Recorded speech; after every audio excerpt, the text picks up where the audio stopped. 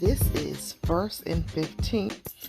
We talk about inspiration, motivation, life-changing moments, and conquering fears. Twice a month, we have amazing guests popping through. So be sure to like, comment, subscribe, and share. Anyway, like that whole push was, tedious, but very rewarding. And I can remember the day I was nervous because we put so much energy into the album, and then even to try, because it's almost like the audacity to try to go for a Grammy Award. Audacity of hope. Come on, President Obama. Come on. Saw President Obama. Yeah. So this is a plug. We played for President Obama on the White House lawn in 2016. We're opening the African American Museum. You can see that was one. You gotta shake his hand. But as we were sitting there that day, I went to campus and taught my first class. Then I came back home because I was too nervous. And so this is the day they were announcing. So was this in December, or was this was that November 22 still? Yes, it was fall 22 still. I think it was like November, December, somewhere in there. And when they announced, so our category was Best Roots Gospel Album. And they announced the first name, the second name. You're already sitting there nervous. Heart's pumping. Heart pumping. Third. Foot's tapping. Right. Fourth name, and then one name is Willie Nelson. I'm like, wow, Willie Nelson is legendary. But when they said Tennessee State University for last one, Tennessee State University March, unreal. It was one of those feeling like, I can't believe I'm sitting here watching this and like experiencing this moment. Because 2 years ago, I wouldn't have been thinking about that moment. Okay. I didn't know that was coming. Right. That vision, the thought wasn't there yet. Mm-hmm. So, it was very, very fast. Yeah, very, very fast. That was like not even a full year's thing. Like so 11 months or so. Yeah. When you first started working the concept to getting your award. And that was this calendar year. Yes. So I'm like, whoa. And then, you get emotional, just knowing the impact that it's making, because it's so much bigger. Like with TSU too, in the band, we say the 10 state, that's what our uniforms say.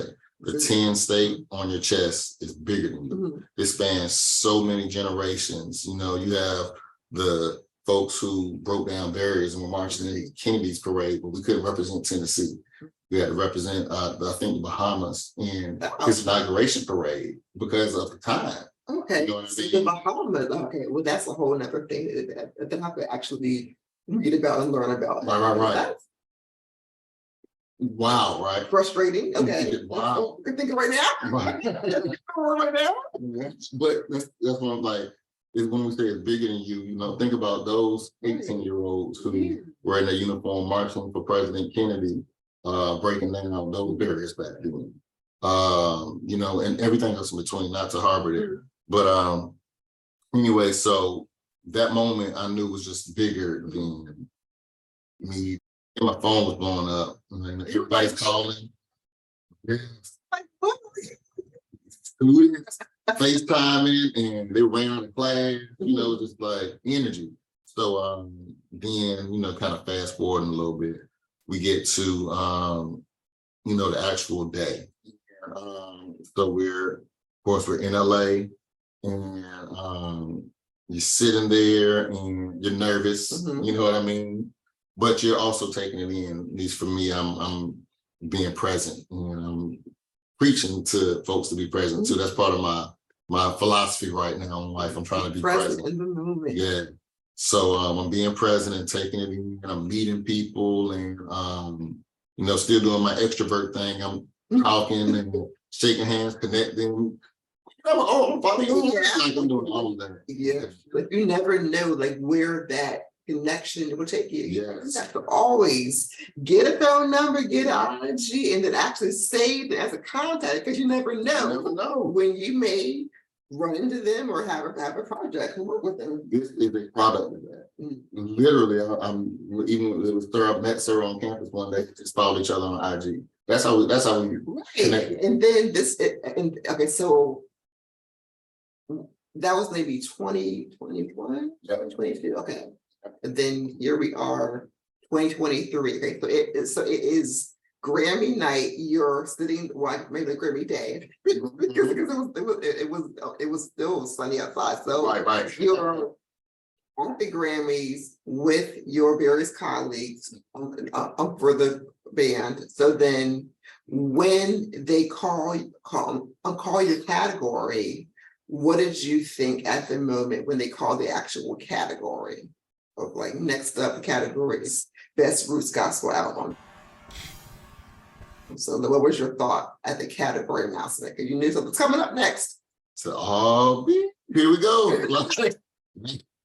that was my thought at that one moment, and you just like, okay, and that's when my nerves kicked in. So I'm just kind of like sitting and kind of looking, and when they said, and the Grammy goes to Tennessee State University Marching Band. And open up, and the voice at Tennessee State University, it was just almost like, and next thing you know, I'm on stage. Yes, it was like a surreal moment. Like you're just like, you're there obviously, but like you're just floating to stage. And we ran.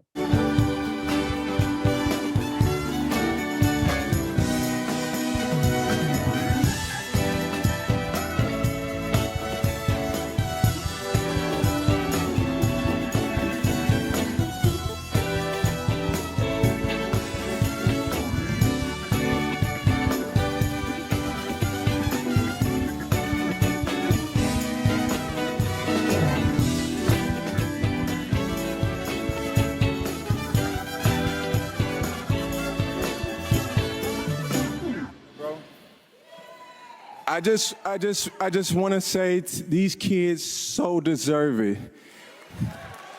These kids work so hard, and to be honest with you guys, HBCUs are so grossly underfunded to where I had to put my last dime in order to get us across the line. My cousin got us across the line even when I gave all. So we're here with our pockets empty, but our hands aren't. Let's go. Let's go. Yo, on behalf of Tennessee State University Band Program, first want to thank the Academy for the opportunity. Thank you to the best band in the land, Tennessee State University Aristocrat of Bands, all of our amazing students. Yeah. Thank you. Your hard work and dedication created the pen that allows you to write your own page in the history books. I can't begin to even thank everybody, but I want to thank our president, Dr. Glenda Basson Glover, Dr. McDonald, Prof. Sexton, Dr. Green, Coach Gibbs, the entire band staff, all HBCUs, and we made history. But this is also February, so we also made Black history. So shout out to the HBCU. TS. Okay, so y'all, I couldn't watch it live because I was doing things for my kids, but our family has this long group text with many people in it. So people were actually texting the actual timestamp of when to find. That way, those who could watch it later, i.e. me, could know where to go. Right. So I went to a timestamp. Thanks, Melanie. The timestamp, and I watched it and cried in my car. I was at home, but I saw it on my phone. So I'm crying right now. So it's been a few months, but how did you feel when you were on stage, knowing that you were you are part of history as the first HBCU band to win a Grammy, and knowing that this started with you following someone on IG, and then this led to this partnership, this friendship. So take us back to how you felt when you were on stage with Sir, and there was one other person up there that double. Okay. So at that moment, again, we ran up, almost felt like kind of blank, but I was present. Remember hearing "Oh Happy Day" ending, right? The band was playing "Oh Happy Day" that was on stage. And I remember like putting my hands on my head, like, whoa, it's like, wait a minute, whoa, whoa, whoa, whoa, whoa. You're standing on the stage, you're looking, and it's just like, this is real. This is real. And so, at that moment, I was carrying around my book that I write in. Jay Ivy gave it to me. It has a drum major on it, and it was Ernie Barnes, the same artist who did like Good Times. Yeah. So I had a book. With that poster in my house framed. Really? I do. Jay Ivy and Ernie Barnes for like this. Yes. He was a mentor to him. So having that book was special. And I wrote down the things I wanted to say, like if we win, I don't want to blank. I want to have something to like read off of it and go by. So I had that up there, and just in that moment, I wanted to just be grateful. I did also want to make sure to talk about, mention the impact and what it was, and the impact on Black history that I felt that, this had. During Black History Month. During Black History Month. It's so fitting. It can't be more fitting than that right there. Yeah. That was it. I was thinking about students in that moment. And as soon as I went off backstage too, once we finished. You probably had so many messages, FaceTime, missed calls, texts, voicemails, everything. FaceTime with them. Okay. So they had a watch party in the student center, and they went crazy. They lost. Everybody's running around, cheering, and knowing too, the impact that makes on their lives. Because what I was like kind of bringing home is like, this is, we say this is history. I'm like, y'all, this is like history book. Like this is going to be written in history. This is going to inspire. Okay, so I already know. Well, I assume, but I know that there are going to be so many other bands now who have the courage to learn from y'all at TSU, to learn that, yes, we played band for our college, but they were so much more than being a college band player or a college band director. Like y'all can take it to the masses in so many ways. So and the opportunities, the opportunities that come from that too, like the spaces that are available for everyone. I'm blessed to play the role I did, but this isn't a me. You know what I mean? It's like it's so many, like the spaces that they go to. It's incredible opportunities that come from it. Now, they're seen in a different type of way. You know what I mean? Like it might be, hey, we got internships. I had somebody. I'm good. As we're talking right here, I'm just remembering like, hey, I need to respond to somebody. There's an internship available for some of our students, particularly for some of our students. They want students from TSU band in particular, and that comes from being seen. So you know what I mean? So So you have had a whirlwind year so far, and it's only June. But recently, you played at the White House. Yes. So how was that experience for you? And how did you even get that opportunity to play there? So, I definitely have to mention first that we actually played for President Obama and the opening of the National Museum of African American Culture in 2016. So with mentioning that, I think we were probably already on the radar. So this relationship, history being there, and then coming off of this year, and the amazing things that happened. I think it was just in space anyway. So what ended up happening with this event? The White House was doing its first, and I think a big deal in this case, its first celebration of Juneteenth on the White House lawn. And to be quite honest, it was blackity black too. You're at the White House and I'm looking around, I'm like, whoa, we on campus, you know what I mean? So, but there was a lot of incredible people there. I saw some friends and colleagues there that I was really happy to see.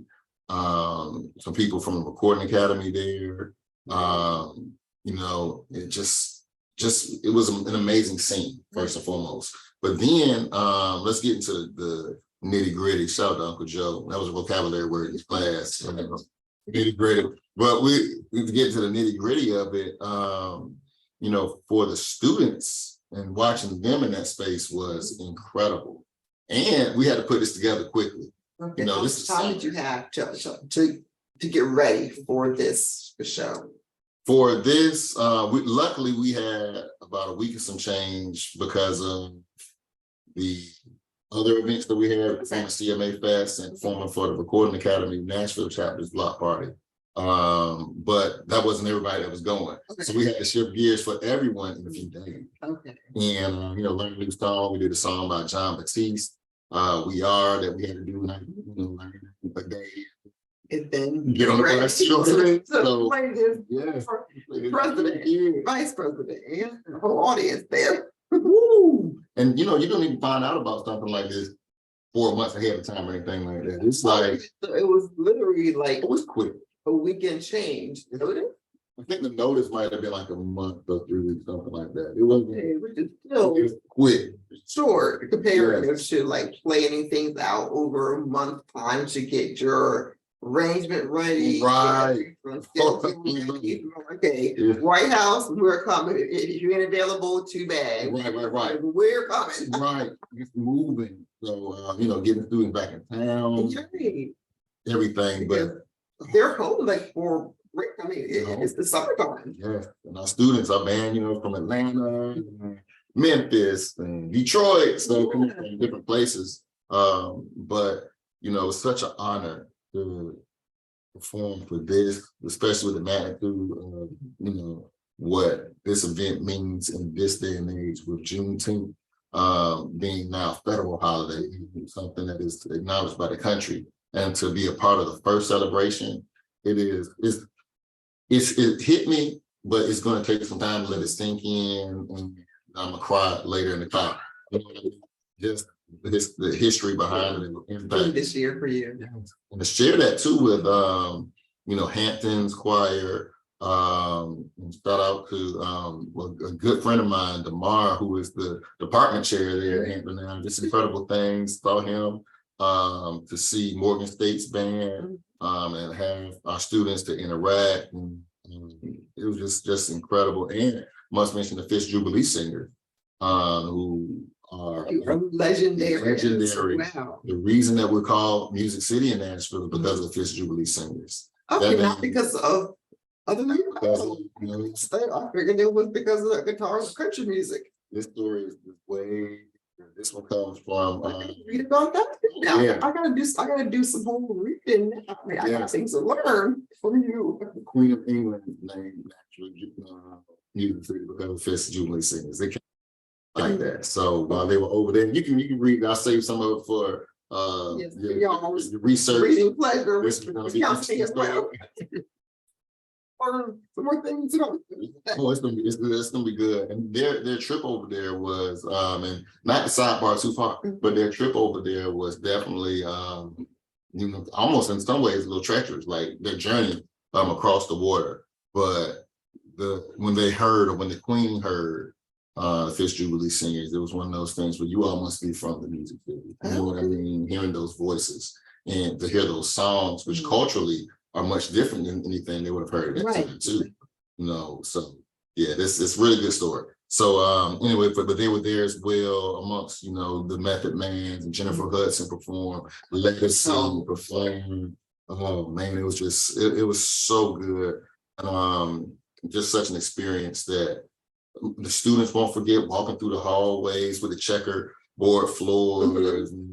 The big arches, just seeing all these things and being on that stage and watching the president of the United States and the vice president and watching them watch the band, it is something that will be priceless for sure. This is so much bigger than the band. This is bigger than the college. This is worldwide. I know I have had an impact worldwide because I just know that something like this from a Black college Mhm. is going to just change the world. It's Literally change the excellent world. for them. And then for it to be not what you expect, Mhm. you know, it's unprecedented. And then, Original music yes, artists who are coming in as features and guests who have already been in the music industry yes, for years, decades. Some of them have had, you know, their parents, like the Shears. yeah. I mean, that's a whole other legacy of Legacy. just gospel music. For people who haven't been on songs together, you know, song with John P. Key and Fred Hammond on a song together. I mean, this is like, it's so many things just weaving through. And, you know, even outside of the award, which is one, I mean, it's the biggest honor and you can get. But even outside of the awards, to have, you know, the energy to transfer to people. Like there's a lady who told me about her mother who was 93. And she said that her mother listens to this and says it keeps her going. Oh, just knowing that y'all's music from the and it's helping someone to get through their day, whether they may be sad or sick, kind of down. Just knowing that your music is touching people of all kinds of ages. She's 93. And then I've seen videos with, you know, look at my kids singing this song and they're 5, but they know all the words. And they know what they're saying. It's just, you know, that type of impact is really truly what lasts forever. You know, that lasts well beyond, because that's how you make somebody feel. Yeah. You know what I mean? So yeah, all of those things. The value is priceless. And that's priceless. You can't put a tag on that. You know, I want to actually take you back to a moment that has stood out for me. Yeah. Yes. Okay. So I can't think of the actual year, but I was with Jason. He's my husband, Jason. So you were like, let's use that cousin, my husband. And so I was with Jason, and we were at the Hall of Fame. Yeah. Now, I live in Maryland. You're in Tennessee, but we're right now actually filming in Virginia. Yeah. So we're in Virginia right now, but I was on a work trip that I had stayed stayed over more like for this whole ceremony for Jason. And so Ohio, again, I'm living in Maryland, you're living in Tennessee. Who do I see when I come back from the bathroom? I see my cousin. I'm DJ. But I mean, how in the world do I see you That's so many states away when I come from the bathroom? And I was like, DJ. And so like that's insane. That's right. That photo is an album at my house, but the image of knowing that your music, even back, I forgot the year it was. I don't know the year it was, but knowing that like you were getting yourself ready for what was to come. You didn't know that you were doing this for the album, but like you were already traveling across the country for music back then.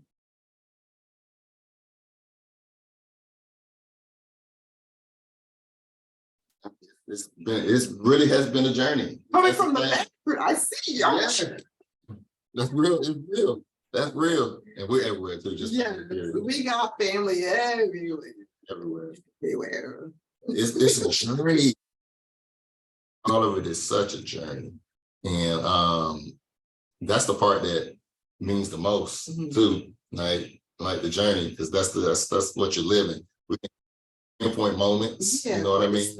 But it's journey, the macro, you know, that's what, man, and when it's all said and done, you know, that's the summation, like it's the journey of it. So for someone who was in a band at various levels, what advice would you give them to follow their dreams once the band is done? So like what kind of advice would you give someone who wants to possibly follow in your steps of having an album or working with an artist who was in the music industry who's not a band kind of person. So like, how would you even give advice to that person? Well, for first thing I think I would say is just kind of, it's like almost like trust your gut, but trust your vision. You know what I mean? And you know, that can still come with preparation. Yeah. That still comes with research or studying all these things, but don't let your vision go. Because in this case, what we're talking about, that's coming from the vision and not giving up on the vision. So don't allow your vision to be clouded or somebody to get in the way or some entity to get in the way of that. Give it space to grow. Don't be scared to pivot. You know what I mean? It might not go exactly how you see. Don't be scared to pivot, but you know, keep your vision in place. I liken it to the plane too. Yeah. They're going back to that line. Yeah, big pilot energy. Don't let, you know, like the turbulence that is bound to come, because it comes in any situation, especially when you're doing something that I want to, not of note, but something that is meaningful. You know what I mean? It's going to be some sort of turbulence. So ups and you gotta downs. stick through it, because if you don't follow through on your vision, so whether it's you, me, or anyone else, like I guarantee that you'll have all these all the I didn't do this and the regrets and the various what if I did this. So like no matter what your vision is, be that pilot, because you have the goal, you have the vision, and you don't want to look you don't want to actually look back and be like, man, I didn't do it. And now it's too late. Exactly. Yeah. Exactly. That's very good. No regrets. You don't want those regrets. Like, you know, go swinging, go trying. You know what I mean? And then a lot of times too, anyway, when you're swinging and you're trying for it and you're going for it, you'll still land. You know what I mean? In that purpose, right? You'll land in the lane where you're supposed to be. I had a saying, I say it all the time. It kind of just calms me sometimes. It happens where it's supposed to happen. Especially like when I'm doing what I'm supposed to do. If it didn't work out the way that I wanted to, I can be a little more comfortable because I tried, but it's gonna happen for a reason. It's for a reason. Okay, so since you started with your love of music, actually in the womb, and then like you realized it, maybe you were at it 4 or 5 that you love in your music, what have been some of the biggest lessons that you have learned through this whole cycle of music, from a kid to a high school student to a young adult, and you were still growing in your craft? The biggest lesson, and you're still evolving. You got a ways to go. You got many more years to go. For sure. Biggest lesson, I don't know why that one's giving me the hardest, but I don't know. I think guess every get the same question. What's been your biggest lesson of like what you learned, really? In music, I will say this, one of the things that I've learned is that music is so innately human. That's one of my biggest takeaways from music over the years, because you have it in so many, there's so many facets when it comes to the business of it, when it comes to genres, when it comes to topics, all these things. But at the core of it, music is just as human as breathing. You know what I mean? Like when it comes to the art, like art and what it really is, it is so human and so natural. And it's one of those things that I've learned to really like not only just love, but respect for what it is too, because if we say it's human, it's also divine. And you know, if the world started all the way over again from square one, I don't know what it would look like, if buildings would look the same or whatnot. Music would still be there. Like it's I guarantee you that if we rewound it and started over, it's there. And it's there. And so that's one of the biggest lessons that I've learned. This is a nerdy way of going to it, but it's like really seeing music outside of, how I guess in bigger space, more macro than I did before. Like now I'm looking at it as big picture and like, wow, music is really just a part of who we are. Yeah, I love that. And so I am just so happy beyond. I am ecstatic for all of your hard work from being a student to a band director to being a Grammy winning artist, but you also have been nominated for so many other accolades. And so that's not who you are. It's one part of who you are, but this will be a catalyst for so much more. And so I knew when I saw you in Ohio at that daggone Football Hall of Fame ceremony, I was thinking, something's going to happen. I don't know what's going to happen, but I would have had no clue there would be all this. Yeah. But I am just so proud of you, and I love you so much. And I definitely want nothing but more success and more growth for you as a band leader, as a mentor, just as a man, because there's so much that is coming your way, and I'm thrilled to have you on. Oh, yes, I love you so much. Love you. So, how can folks find you? Like the website for the album, social media? For sure. The album itself, I'll start there. The album is on all platforms.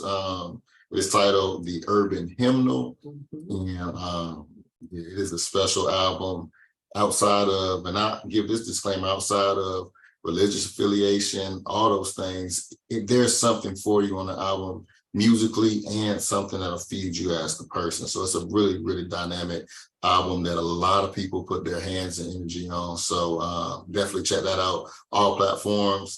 You can find the band at TSU, Aristocrat of Bands, pretty much everywhere. So we're there. Myself, I'm at Prof Jenkins.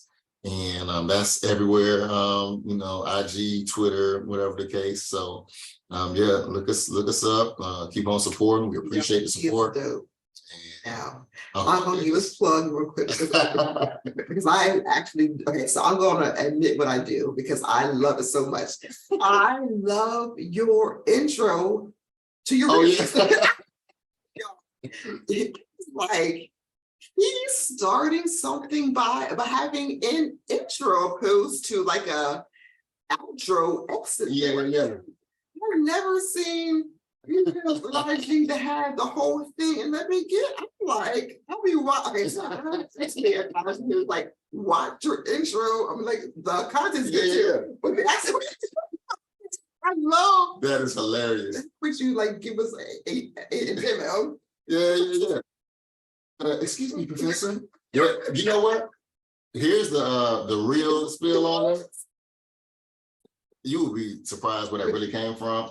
So, but movie probably Scary Movie, a comedy. You remember Scary Movie? Yes. And they had the butler. It came from Scary Movie, and it's the butler. He had the real small hand, and he was joking with that other guy. When he walked in the room, he said, "Excuse me, Professor." Sound bite. Yes. That's it. So at times I will actually just like want to hear your intro. Like, but people love it. People love it. You have at the beginning of your video and not at the end. Yep. So with even the way IG and like the metrics go, a lot of times folks won't make it to the end of the video, but they'll catch the beginning. Yes, and you got your photo on the cover, and not your photo, but you put like your just the whole branding, your cover photo, and then you have your intro. Like, come on, give us. They love it. They love it. It's wild. Somebody's and this will happen too. Like you'll walk up to somebody and say, "Excuse me, Professor," and I'm like, Scary Movie. Get away, brothers. But I have enjoyed this so much. I've enjoyed catching up with you because you were on the go. I was determined to come to you. So that meant Virginia, I'm on the way. I am on the way. Thank you for having me on. I'm so glad for wanting to be here to share the space and to see you again and to be sitting still for a moment. Yes. I'm to grateful catch for the his breath. stillness. I'm really, really grateful. So this has been just beautiful. Yes, I loved it. And so I'm looking forward to all that you have to come as Larry Jenkins, as the band leader, as just a human. Yes. And so thank y'all again for joining First and 15th. You can find us on Instagram and on YouTube twice a month with different guests in various fields, whether it's music, beauty, fashion, all kinds of guests. And so we had Larry Jenkins on for Black Music Month.